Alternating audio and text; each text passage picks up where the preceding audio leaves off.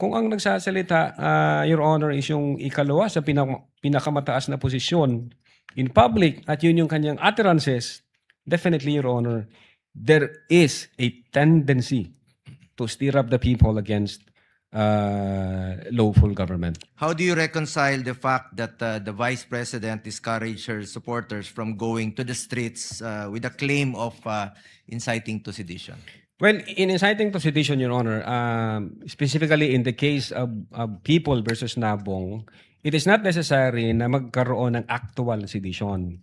The law also penalizes if the seditious words would encourage people to do illegal acts or to overthrow government. In other words, if the speeches would stir up the people to go against the government, if the speeches would disturb the peace of the community, if the speeches would undermine public order and public security, hindi ho necessary na magkaroon ng actual na sedition. That's under the Meron law, ho sir. bang nagawa yung Vice Presidente na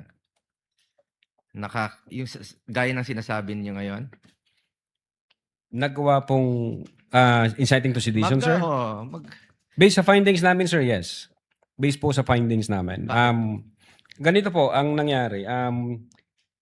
Kinumpare po namin based on the content and context of the utterances made by the Vice President in November 23, 2024, the utterances made by the Vice President in October 18, 2024, then the utterances made by the Vice President in 26 November 2024, and other facts and circumstances. Nung trinay po namin i-compare siya, may nakita ho kami ng mga utterances that would stir up the people against the government. For example, Your Honor, noong October 18, ang sabi ng Vice Presidente, walang number 1 ang Pilipinas na to, hanggang number 2 lang to para sa akin.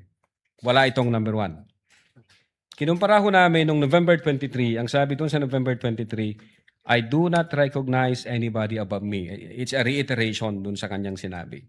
That's number 1, Your Honor. Then number 2, may sinabi siya noong October 18 na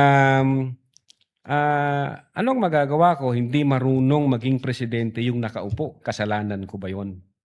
And then, November 23, kinumpara namin yon. Ang sabi niya doon, this country will go to hell because the person na nakaupo is hindi marunong maging presidente and who is a liar. So nakita namin yung pattern saka consistent na utterances. Then tinignan namin yung pangatlong line. Ang sabi niya doon, alam ko si BBM may 5 impeachable offense, pero papasa ba dyan sa House? Siyempre hindi.